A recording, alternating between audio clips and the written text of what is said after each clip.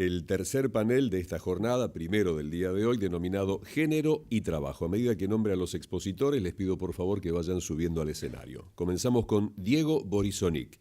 Diego es abogado, egresado de la Universidad de Buenos Aires y psicólogo, egresado de la Universidad de Palermo. Actualmente es el director general de Políticas Integrales de Diversidad Sexual de la Nación, dependiente de la Secretaría de Derechos Humanos y Pluralismo Cultural de la Nación. Es docente de la Universidad de Palermo y fue docente de la Universidad de Buenos Aires. Fue el responsable del área de diversidad sexual del gobierno de la Ciudad Autónoma de Buenos Aires hasta el año 2015. Convocamos a Gala Díaz Langlú. Gala es directora del Programa de Protección Social de CIPEC. Es magíster en Políticas Públicas y Gerenciamiento del Desarrollo de la Universidad de San Martín y la Universidad de Georgetown y licenciada en Estudios Internacionales de la Universidad Torcuato Di Tella. Se especializa en la investigación aplicada a políticas públicas sobre cuestiones sociales, especialmente en lo referido a los derechos de la infancia y género. Trabajó como consultora para organismos internacionales, agencias de Naciones Unidas y gobiernos de la región. Es la presidenta de América Solidaria en Argentina y es autora de más de 50 publicaciones sobre políticas sociales. Convocamos a María José Zucarrat. María José actualmente trabaja para la Escuela de Negocios de la Universidad Torcuato Di Tella, en donde en el año 2013 fundó la Red de Empresas por la Diversidad, junto con empresas pioneras en el tema. Se desempeña como directora ejecutiva de la red y directora académica del Programa de Responsabilidad Social, Inclusión y Sostenibilidad. Está a cargo del equipo de coach del Programa de Desarrollo de Habilidades Interpersonales en la Escuela de Negocios y previamente trabajó para el Centro de Investigación ENI Di Tella en el desarrollo de negocios inclusivos. Convocamos a continuación a Cristina Antúnez. Cristina es directora de Equidad de Género e Igualdad de Oportunidades en el trabajo del Ministerio de Trabajo y Seguridad Social. Es socióloga y directora de Equidad de Género e Igualdad de Oportunidades en el Trabajo, presidenta de la Comisión Tripartita de Igualdad de Oportunidades de Género, CTIO Género, del Ministerio de Trabajo, Empleo y Seguridad Social de la Presidencia de la Nación. Convocamos a continuación a Laura Miedziak. Laura es licenciada en Psicología de la Universidad de Buenos Aires y egresada del posgrado de especialización en Gestión Estratégica de los Recursos Humanos en la Universidad de San Andrés. Hace más de 15 años que se desempeña como gerenta de Recursos Humanos en diferentes organizaciones. Actualmente es gerenta de Capital Humano de Mimo & Co., donde también pone foco en el área de responsabilidad social interna, teniendo a su cargo el jardín maternal de la compañía y el desarrollo de un colegio secundario Incompany. Será moderador de este panel Félix Bombarolo. Félix es arquitecto, estudió sociología y se especializó en diseño, gestión y evaluación de políticas y programas sociales en América Latina. Acompaña procesos de planificación en empresas, ONGs y organismos públicos. Es profesor visitante de varias universidades de la región. Es titular de la Cátedra de Planificación y Gestión Participativa de la Maestría de Planificación Urbana y Regional de la Facultad de Arquitectura de la UBA. Ya queda con todos ustedes el moderador, el señor Félix Bombarolo. Muy bien, muchas gracias. Qué voz, ¿eh? ¿Quién pudiera tener esa voz, eh? Un crack. Qué bárbaro. Bueno, buenos días a todas, a todos. Tenemos un bonito rato para compartir por delante. Conversábamos con Cristina y con Majo que lo primero que vamos a hacer es amoldarnos y apropiarnos de este lugar. Y entonces, como estamos un poco todos separados y la lógica de este panel es que podamos conversar, compartir, dialogar, les propongo así, miren, agarremos nuestras sillas y tratemos de cerrar este círculo, ¿no? Entonces hacemos ahí como una cosa más íntima, hacemos un living en serio. Ahí está, ahí va. Ahí está, Diego, eso, vos venís más acá. Espectacular, espectacular. Ahora sí, ¿no? Estamos como más... No, está muy bien. No, está muy bien. Bueno, muchas gracias. Bien, tenemos, como decía el amigo locutor, un rato para compartir. Algunos de ustedes habrán venido ayer, la lógica del trabajo es que podamos introducir algunos temas a partir de un diálogo, unas preguntas que preparó la gente que organizó el evento. Por cierto, muchas gracias, Ernesto, los amigos que estuvieron preparando esta reunión. Entonces, la lógica va a ser, vamos a intercambiar una serie de preguntas y respuestas, vamos a compartir un diálogo en relación a algunos temas y, como ustedes saben, van a poder preguntar y la idea es que dejemos un rato importante de esta hora y media para que pueda haber, ¿no?, también un intercambio entre el público y los panelistas. Bien, nuestra mesa sobre género y trabajo, los amigos de la organización efectivamente se han tomado el trabajo de ordenar las ideas y de narrarlas, y vamos a hacer honor a ese esfuerzo y vamos a leer efectivamente lo que han preparado, que además es muy bueno. La introducción a este panel, muy breve, es políticas de promoción de igualdad de género, la relación entre género y acceso al mercado de trabajo, acceso y condiciones laborales de mujeres, división sexual, brecha salarial, perfiles educativos, precarización laboral. Vamos a pensar políticas públicas, vamos a discutir sobre conceptos y sobre prácticas y políticas. Y tenemos una cosa muy interesante, que es como una especie de clima de época que festejo y que aplaudo. Un panel, un conjunto de personas provenientes de diferentes sectores sociales, ¿no?, diferentes organizaciones. Tenemos Estado, tenemos sociedad civil, tenemos empresas y está muy bien que así sea, y seguramente no todos aquí presentes pensamos igual y eso también hay que festejarlo. Bueno, vamos a comenzar. Cristina, te toca a vos. Por algún motivo la gente que ha organizado dijo que empiece Cristina. Mirá, la intro que nos preparan es la siguiente.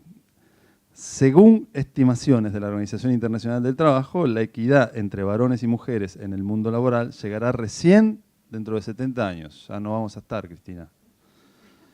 La pregunta que nos proponen es la siguiente. ¿Cuál es la situación en la Argentina en relación a este tema? ¿Hubo avances significativos en los últimos años? ¿No los hubo? ¿Cómo estamos? Esto se circula, ¿no? Ahí va. Hola, sí. Bueno, eso de 70 años es bastante arriesgado decir una cifra, ¿no? Lo que yo podría aportar es que en los últimos años en la Argentina ha habido un avance importante de la participación laboral de las mujeres. Hablamos en los últimos 20 años de 10 puntos, si bien en los últimos años hay una especie de estancamiento, de amesetamiento que también se da en el resto de los países de América Latina. Y hay varios estudios con respecto a eso que están alertando hacia este tema, donde siempre se pensaba que eso iba a seguir avanzando indefinidamente. ¿Cuáles son las causas? Que hay desigualdades en el mercado de trabajo y que muchas veces las mujeres no encuentran oportunidades lo suficientemente atractivas.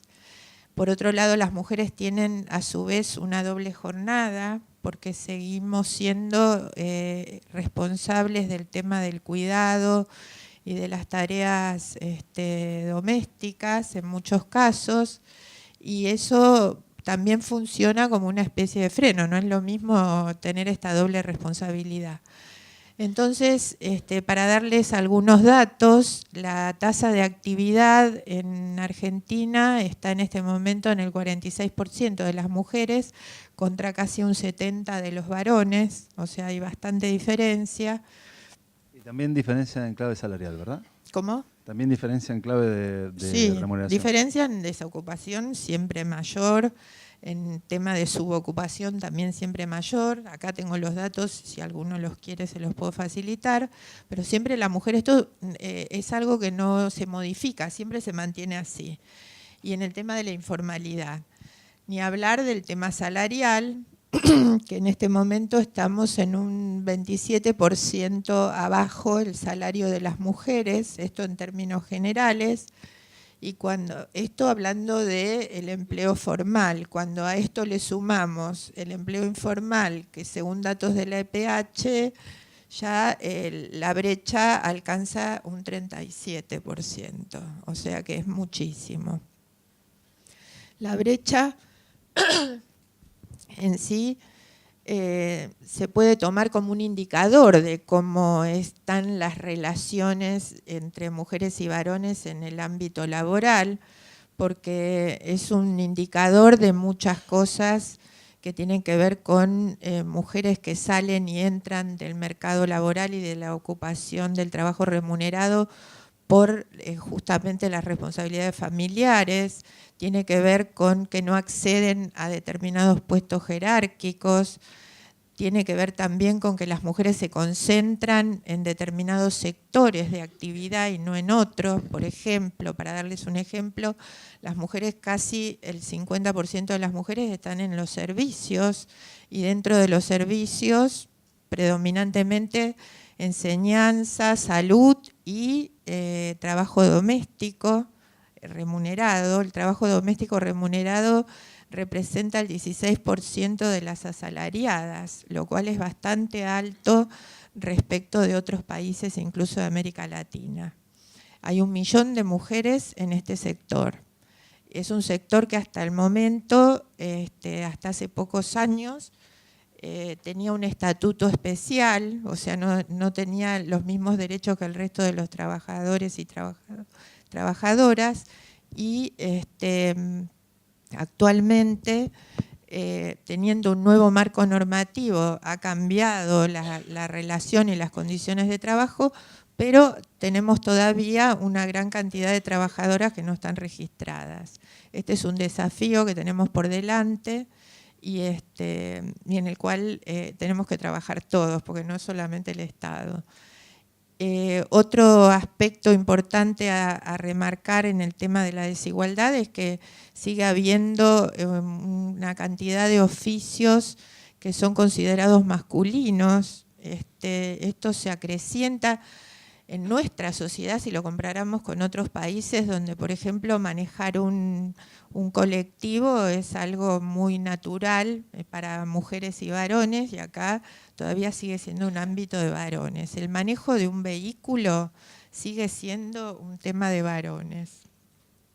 Con eso, así como esa, muchas otras cuestiones vinculadas a la mecánica, a las ciencias duras, todo lo que es matemática, física, una brecha tecnológica importante donde las mujeres acceden en mucho menor proporción al manejo de la tecnología, no tanto al uso sino a la producción, al trabajo con tecnología, que son cuestiones a resolver para que haya una situación de igualdad, y entonces ahí sí podemos hablar o empezar a pensar en el tema de achicar la brecha de ingresos. Ahora que decís eso, venía pensando y releyendo tu pertenencia institucional, ¿no? Cristina es la directora de Equidad de Género e Igualdad de Oportunidades en el Ministerio de Trabajo. Y se me ocurría preguntarte, ¿no? Ante este diagnóstico, con toda la franqueza que se pueda, ¿cuál es el rol que efectivamente tiene tu dirección, la dirección, repito, de Equidad de Género e Igualdad de Oportunidades en el marco del Ministerio de Trabajo y de la política pública vinculada con el empleo? Bueno, es una tarea difícil. Bien, podés no contestar, no hay problema. Es una tarea difícil que implica remar, ¿no? Y bueno, nuestra misión es que los programas, acciones del Ministerio tengan una perspectiva de género, es decir, que se pueda medir, primero pensar en la acción y en el programa y después medir el impacto en términos de que la acción, qué efecto tuvo entre varones y mujeres. Para darles un ejemplo concreto, cuando uno piensa en formación profesional, un programa de formación profesional que es bastante masivo en el Ministerio, con muchos recursos, y uno empieza a ver la información, los datos, te das cuenta que las mujeres se forman siempre en las mismas cosas y los varones en las mismas cosas también. Entonces las mujeres hacen cursos que se vinculan con la confección, con la alimentación, con la peluquería, con cuestiones que son de mujeres. Por eso es muy importante romper esto. Y uno de nuestros objetivos que nos hemos planteado es ese, pensar en una diversificación de la oferta de formación que le estamos dando a las mujeres y darles la oportunidad de ingresar en otras actividades. Esto estamos haciendo una experiencia importante, es bastante disruptivo, porque hay que trabajar con los docentes, hay que trabajar con los varones que participan en los cursos, hay que lograr una paridad en los mismos cursos de integración. También estamos trabajando con el programa 111.000, que es un programa que se lanzó ahora entre trabajo y producción, que forma programadores, básicamente en Java, y ahí también hubo que hacer acciones específicas para que las mujeres no solo se incorporaran al programa, sino lograr que se mantengan dentro del programa. Bien. Tengo muchas ganas de seguir conversando con vos, pero se desnaturalizaría esto y el resto del panel empezaría a mirar feo y la gente diría, che, ¿va a hablar solo con Cristina? Entonces no vamos a hacer eso. Gracias, Cristina. Después retomamos, ¿no? La idea es que esto siga girando. Exacto. Quisiera introducir también a María José. María José es la directora de la Red de Empresas por la Diversidad y por supuesto que los organizadores tienen una pregunta particular para ella, pero a mí me surge la duda. ¿Podrías en 2 minutos explicar qué es esta red? Bueno, la Red de Empresas por la Diversidad es básicamente un club de empresas que promueve políticas de diversidad e inclusión hacia adentro de las organizaciones empresariales y es multiactoral. Tiene sede en la Escuela de Negocios de la Universidad Torcuato Di Tella, pero a la vez trabaja con y para las empresas miembro, que son 37 empresas miembro. 37. Así es. Grandes, pequeñas, medianas. En su mayoría grandes, que ya están trabajando temas de diversidad e inclusión. Y después trabajamos mucho con el ámbito público, tanto con Cristina como con Diego aquí presentes.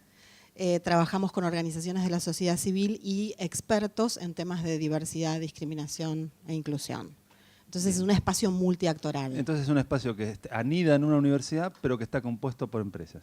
Así es. Perfecto. O sea, el objetivo de nuestro trabajo es promover la diversidad en empresas, en el ámbito empresarial.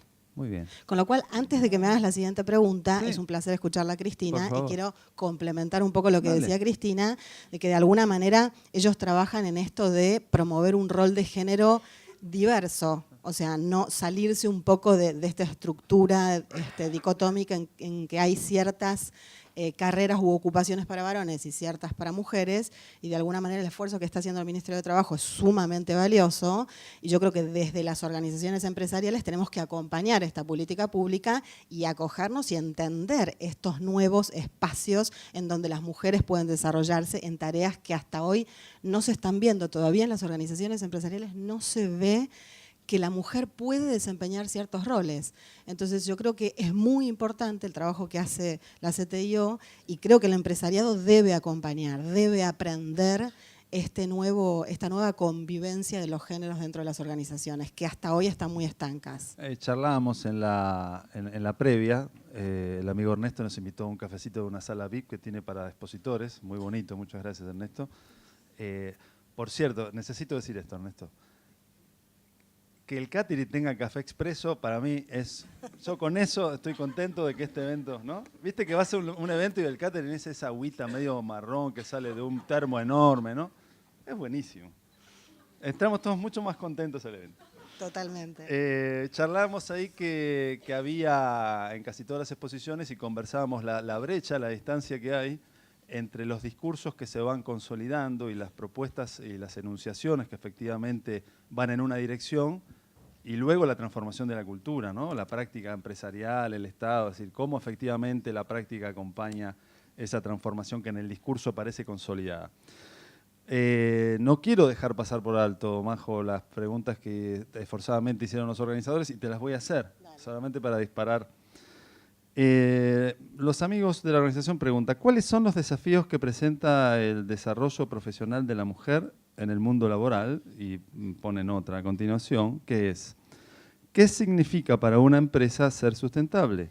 ¿Hay compromiso por parte de las empresas de crear una sociedad más justa y equitativa ¿Cómo se traduce en las políticas de recursos humanos? Te metieron en una, ¿eh? Ok. Bueno, vamos por la primera. Dale, y después, dale. después, si no me cortás, arrancamos con la segunda. Y te voy a tener que cortar, pero dale. Dale. Bueno. ¿Cuál es el desafío del desarrollo de la mujer en el ámbito empresarial o laboral? Yo creo que el desafío lo podría centrar mayormente tanto en la mujer como en la empresa. Por supuesto, los varones tienen un gran rol, pero vamos a pensar en términos de que la organización empresarial debiera un poco marcarle el camino al varón. Pero principalmente vamos a pensar en el rol de la mujer, que debe hacer un esfuerzo también, no puede dejar solamente los esfuerzos en manos de la organización, digamos que es un esfuerzo casi compartido. Entonces voy a empezar pensando en términos de la mujer. La mujer tiene que tomar un rol realmente activo para poder desarrollarse dentro de la organización, tiene que pensar en términos de autoliderazgo, tiene que pensar en términos de adquirir las habilidades y competencias que requiere tomar posiciones de liderazgo dentro de las organizaciones. Esto tiene que ver con capacitación, con autoconfianza, con todo el set de habilidades que realmente te van a dar un espacio cuando llegues a una posición de liderazgo. Después, pensar en que debe autodesafiarse continuamente. En general, estamos tan seteados, varones y mujeres, con que la mujer tiene determinados roles dentro de la organización y dentro de la sociedad en su conjunto, que a veces no nos desafiamos teniendo todas las capacidades. Entonces hay que pensar en esos espacios de autodesafío. Y si ve que la organización no está contemplándola, no está dándole espacios, debe demandar a la organización estos espacios de desarrollo, planes de carrera, acompañamiento. Esto no es menor. Demandando un rol más proactivo y más de lucha. Total. Bueno, lucha es una palabra un poco que la dejaría de lado. Si bien es un poco de lucha, pero yo diría un rol activo. Si queremos que la mujer sea protagonista, que lo sea desde el inicio, golpeando la puerta y pidiendo permiso y tomando un rol protagonista para desarrollar su carrera. Y luego apoyarse en otras mujeres, que eso es algo que no hacemos habitualmente las mujeres, construir redes de contacto, networking, que realmente avalen un poco y que la acompañen en este desarrollo. Eso en cuanto a la mujer. Y después, en cuanto a la organización, yo creo que la organización tiene una gran responsabilidad, sobre todo una toma de compromiso, porque muchas organizaciones hablan de equidad de género, de paridad en toda la organización. Ayer empecé a escuchar lo del pinkwashing, me parece que es una buena forma de ponerlo, de alguna manera es el make-up que muchas organizaciones hacen y en definitiva no están haciendo nada en serio para promover la equidad de género en toda la organización y más mujeres en posiciones de liderazgo. Con lo cual, me parece que primero y fundamental es el compromiso, sobre todo del top management, porque si no hay compromiso es muy difícil que realmente en posiciones de liderazgo los varones se hagan un corrimiento y rompan ese status quo para realmente dejar espacio a que la mujer se desarrolle. Y una vez que el compromiso está, desarrollar ciertas políticas, sobre todo de equidad, vida laboral, vida profesional, en donde esto sin duda afecta a todos, a varones y a mujeres seguramente, sobre todo en la etapa postmaternidad, pero a los varones también. Si desarrollas un set de políticas que realmente acompañen a los varones a ser padres, sin duda esto va a afectar la dinámica organizacional, más allá de que también va a afectar la vida privada de las personas, ¿no? Sin duda me parece que eso es un espacio pendiente del ámbito público que seguramente Gala hará referencia. No sé si tenés alguna pregunta, pero me imagino que sí. Entonces, las organizaciones ahí tienen un espacio para jugar con políticas y beneficios internos. El problema de esto es que, o la ventaja para las empresas, es que crea un microclima de equidad hacia adentro de las organizaciones cuando las organizaciones crean estas políticas. Entonces, esas organizaciones son más atractivas para las mujeres, retienen el talento femenino, pero la mujer, una vez que sale de ese microclima, se encuentra con otras realidades organizacionales. entonces no sucede que hay igualdad para los varones en toda la comunidad corporativa, pero no para las mujeres. Es decir, hay ciertas empresas que tienen fuertes políticas de retención del talento femenino, entonces para la mujer es más difícil cambiarse de organización. Entonces, bueno, eso me parece que es un espacio pendiente y que sin duda va a ser muy, muy productivo, no solamente para las mujeres en su desarrollo profesional, sino para la sociedad en su conjunto. Y después voy a meter, creo que hay que hacer un fuerte trabajo, las organizaciones tienen que hacer un fuerte trabajo en cuanto a los modelos mentales de varones y mujeres dentro de la organización, porque estos espacios en donde los varones, todavía los varones en las organizaciones no están entendiendo cuál es el valor de la mujer en las organizaciones. Por ahí lo dicen, pero no lo entienden realmente. Entonces hay que hacer un fuerte trabajo en ese sentido, tanto con varones como con mujeres. Y gracias. Y la parte donde nos cuestionamos sobre si efectivamente las empresas están dispuestas a generar políticas internas de responsabilidad social y de equidad e inclusión. Hay ahí como una, no sé si habrá sido parte de todo el seminario, pero habitualmente cuando se producen estas discusiones intersectoriales siempre aparece, merodea como fantasma. Bueno, y la tengo a la amiga de Mimo cerca, aparece como fantasma esto, pero ¿en serio habrá una decisión institucional del mundo empresario de volcarse decididamente a la equidad y a la inclusión dentro de sus políticas institucionales? ¿O es solamente un discurso? ¿Cuál es esa relación entre el discurso de la responsabilidad social y la práctica de la responsabilidad social, a tu juicio?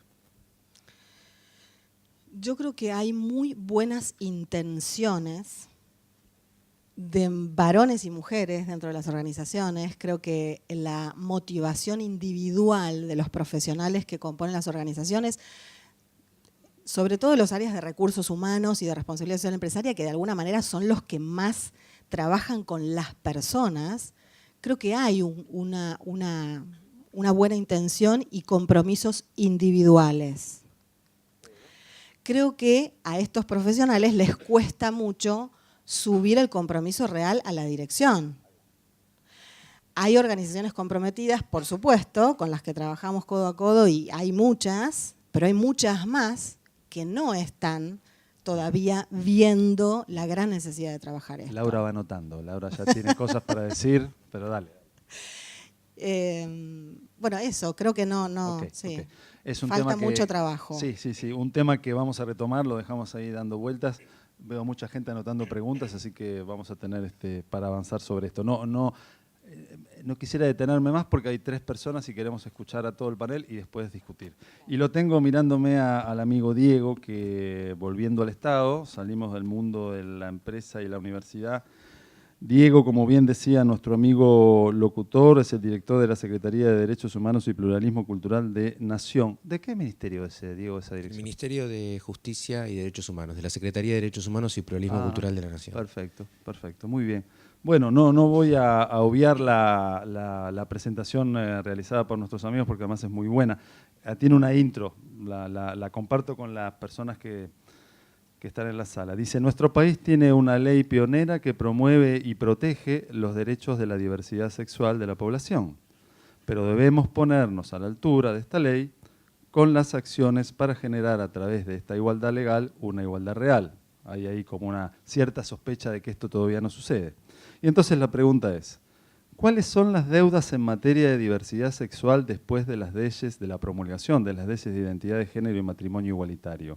¿Cómo debería gestionarse la diversidad sexual en las empresas? Diego.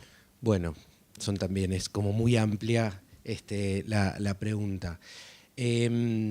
Principalmente las deudas que hay tienen que ver justamente con el achicar una brecha, o sea, achicar la brecha entre esa igualdad legal y la igualdad real.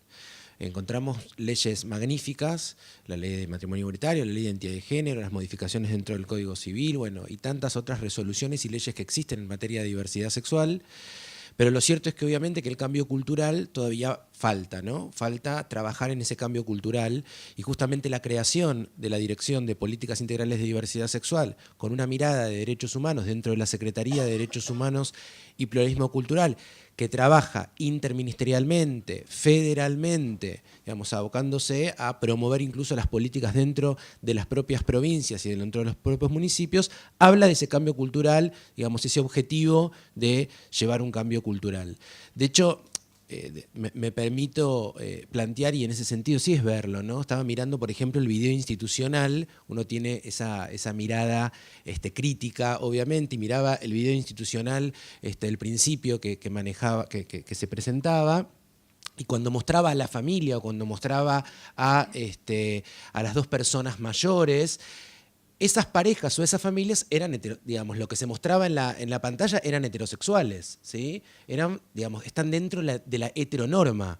El cambio cultural llama a poder justamente incorporar y tener incorporado naturalmente otro tipo de familias, mostrar otro tipo de familias. Y seguramente no es que lo hicieron porque eran malas personas que les hicieron o que no están a favor digamos, de la diversidad o digamos, a favor justamente de promover la diversidad. Tiene que ver con el paradigma en el cual hemos sido criados, en el cual hemos sido criadas, digamos, cada una de las personas.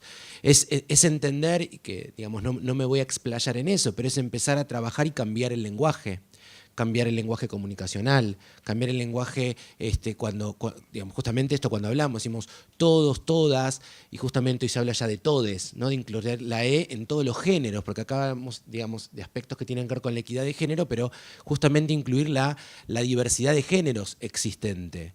Se trata justamente de trabajar en ese cambio cultural para poder incorporar la diversidad sexual en todas las políticas, en las políticas públicas, trabajar y poder que se lleve a cabo, por ejemplo, la aplicación y la correcta aplicación de la ESI, la Ley de Educación Sexual Integral con perspectiva de diversidad sexual. Acabamos de terminar justamente con educación, una capacitación especial para docentes con puntaje en materia de, digamos, de educación sexual integral con perspectiva de diversidad sexual que se inicia ahora en septiembre. Y justamente dentro de las empresas, cómo trabajar. Nosotros ya hace tiempo venimos trabajando con la red, justamente en programas en su momento en la ciudad y ahora en Nación, en un programa de empresas comprometidas con los derechos LGBT, ¿no? LGBT es lesbianas, gays, bisexuales, trans, intersex. Y tiene que ver con introducir también, hay muchas buenas intenciones, realmente empresas que vienen a trabajar la temática, uno dice, pero ¿qué es lo que tienen que hacer? O sea, ¿qué hace una empresa para trabajar y para poder entender qué debiera hacer, ¿no? ¿Cómo lo trabajamos? Y lo cierto es que hay mucho para trabajar. Hay para trabajar qué preguntamos y cómo preguntamos en una entrevista. Somos abiertos al momento de preguntar, presuponemos la heterosexualidad, no queremos ofender, ¿es una ofensa preguntarle a alguien si está en pareja o no en pareja, o con quién, o cómo está, digamos, conformada su familia? Tiene que ver con cuáles son las maneras que tienen de comunicarse dentro de las propias empresas. Los comunicados siguen siendo binarios, siguen siendo heteronormativos, las familias, y cuando se felicita, cuando es el Día de la Familia, solamente manejamos políticas destinadas a mamá, papá.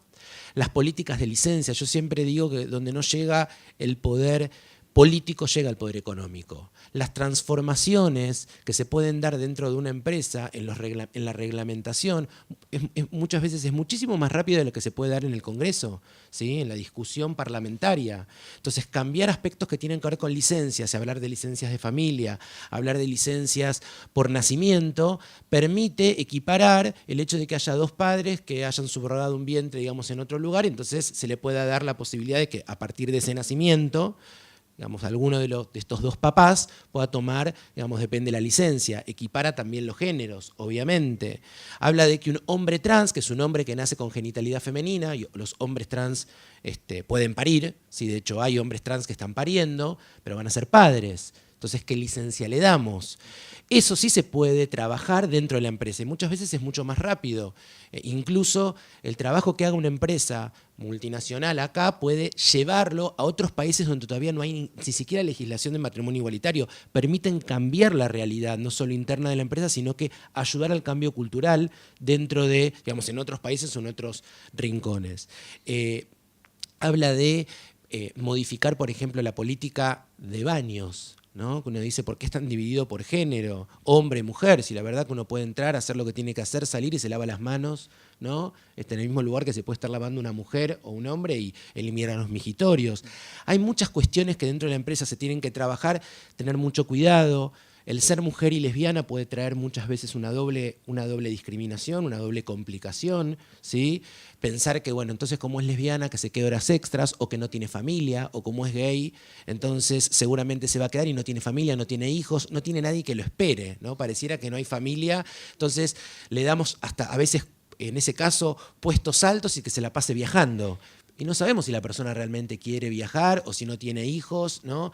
Es presuponer y muchas veces esa discriminación está, esas políticas se aplican sin darnos cuenta, a veces a propósito, y es justamente trabajar el cambio cultural. Es pensar, tengo acá por ejemplo a Mimo, no es, digamos, pero pensar en la publicidad. Tenemos a mujeres trans que hoy son madres en las publicidades abiertamente cambiando un pañal. Nos animamos a dar esos pasos para mostrar esa diversidad, ¿no? A dos papás cambiando un pañal, ¿no? O a dos madres cambiando un pañal. Digamos, digo, pobre, está la de Mimo acá, pero en ese sentido...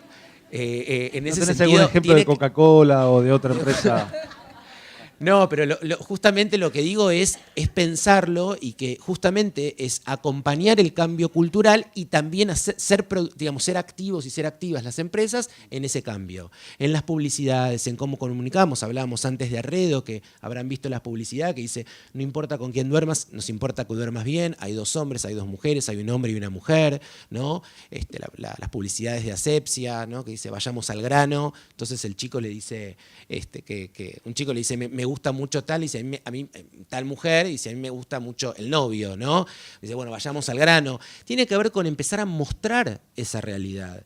Y ese es el compromiso en la comunicación interna, en la publicidad. Hay mucho para hacer y justamente romper con el paradigma heteronormativo, binario, biologicista, para pasar al paradigma de la diversidad sexual y los derechos humanos. Diego, por algún motivo siempre estamos entrampados en una lógica binaria que a mi juicio es un poco equivocado, nos confunde, ¿no? Esto de sociedad civil, Estado, empresa. Me preguntaba tu rol o el rol de tu dirección, ya no en relación a los cambios de contexto de las empresas, sino en relación al cambio a producir en el propio Estado, ¿no? Que es el principal instaurador de cultura que tenemos, ¿no? El de mayor poder simbólico. ¿Cuál es la política, o si es que la hay, de tu dirección, y si es que tiene esa potestad, para poder efectivamente modificar cultura estatal? Y cuando hablo del Estado, digo el Estado, nacional, provincial, dirección, etcétera, etcétera. ¿Hay política en relación a eso? Sí, justamente es una dirección nueva, creada, y tiene como una de las misiones y objetivos que hacen al cambio cultural. El cambio cultural es tanto en la sociedad para afuera, pero en el Estado para adentro también. El trabajo interministerial es muy importante para poder democratizar todas las políticas en materia, poder tener una visión desde la diversidad sexual. El programa Ellas Hacen, que antes no tenía incorporada a las mujeres trans, hoy tiene incorporada, digamos, a la población de mujeres trans. Es decir, democratizar muchas de las políticas que se ven y poder tener una mirada justamente abierta desde la diversidad. Se ha creado el año pasado la Mesa Permanente Federal de Diversidad Sexual. Esto ha instado a las provincias a generar áreas o a las que la tenían, obviamente, poder convocarlas para trabajar con todas las provincias, con las 24 jurisdicciones, las 23 provincias y la Ciudad Autónoma de Buenos Aires, en políticas en materia de diversidad sexual, tanto para dentro de las distintas provincias, de los estados provinciales, para que éstas a su vez los repliquen con el Estado municipal y obviamente a nivel nacional. La idea es esa, la mesa interministerial, las mesas intersectoriales, lo que permiten, y las mesas federales, lo que permiten son trabajar políticas constantemente también hacia adentro, donde educación tenga tenga, justamente vaya aplicando y se aplique la ESI con la perspectiva de diversidad sexual que tiene. Trabajo tiene área de diversidad sexual y que las políticas estén incorporadas en ese sentido, en la mesa tripartita que trabaje con los sindicatos y los sindicatos también puedan observar, digamos, a la diversidad sexual y proteger los derechos de las familias homoparentales, homomaternales, etcétera. Que las fuerzas de seguridad incorporen los protocolos de detención, asistencia, de registro, en el caso de, por ejemplo, detención de la población trans, es decir, con cada uno de los ministerios trabajar justamente la perspectiva de la diversidad sexual, que obviamente sigue siendo, lamentablemente, muchas veces muy binaria, muy biologicista con el Ministerio de Salud, cambiar las preguntas. Cómo preguntamos cuando atendemos en una consulta, qué es lo que se pregunta, qué es lo que se presume en una consulta, digamos, en un consultorio. Si se presume la heterosexualidad, se brindará información, por ejemplo, en la protección, en el cuidado de evitar el embarazo, supongamos, adolescente no planificado, pero tiene que ver con que, digamos, un hombre homosexual no va a dejar embarazada, en principio, quizás, digamos, a una mujer, va a tener relaciones con otro hombre, entonces poder también no presuponer esa heterosexualidad. Eso tiene que ver con un cambio justamente al interior del Estado para que las políticas también sean con una perspectiva de diversidad sexual. Buenísimo, Diego. Genial. Bueno, avanzamos. Cuánto tema, ¿no?